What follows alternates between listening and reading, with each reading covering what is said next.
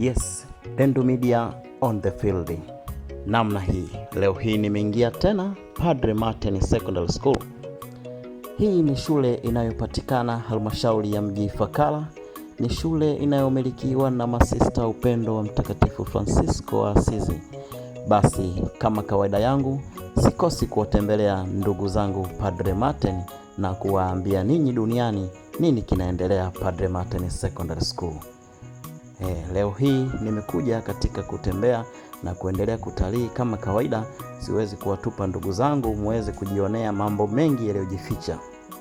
Nikaingia katika chumba cha mtihani. Basi nimewakuta walimu wakiwa very serious. Sijapata kuona kana kwamba walimu hawa wametolewa shule nyingine ya kusimamia mtihani katika shule hii, lakini hapana, ni watoto wao wenyewe, lakini wanawafunza kujitegemea. Basi mimi nilifurahia sana na namna wanavyosimamia walimu kila kona.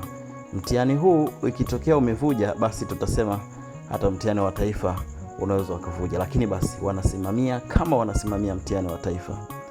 Mimi ninafurahi sana. Hawa ni Padre Martin Secondary School.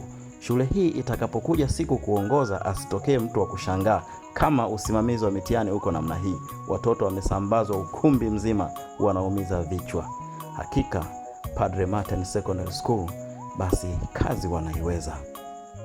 Mimi nisiwe na mengi sana siku ya leo, lakini basi nilipenda kwamba mwezi huu msiweze kupita bila kufahamu nini kinaendelea ambapo nyinyi hamkifahamu. Wengi wenu mmezoea basi shule, mkiamini shule ziko mijini, ziko Dar es Salaam, ziko wapi, lakini hii shule iko halmashauri ya mji Ifakara. Lakini ukiangalia kama iko Arusha, kama iko Dar es Salaam, kama iko jijini Mwanza, angalia shule hii upande wa nyuma na hapa ni upande wa mbele. Watoto huwa wanakaa morning assembly. Kuna siku nitakuja muda wa assembly hapa ili nione wanavyoshusha vitu vyao. Hii ni Padre Martin Secondary School. Mzazi, hii nafikiri ni shule bora ya kumleta mwanao. Watoto hao wanafanya shughuli nyingi, extracurricular activities. Cheki kijana amepanda mti na ana matumaini ya kuvuna matunda huku akiwa anacheka. Kama unavyoona namna hiyo. Watoto wanafundishwa kutunza mazingira na ya mazingira ya watunze wao pia baadaye.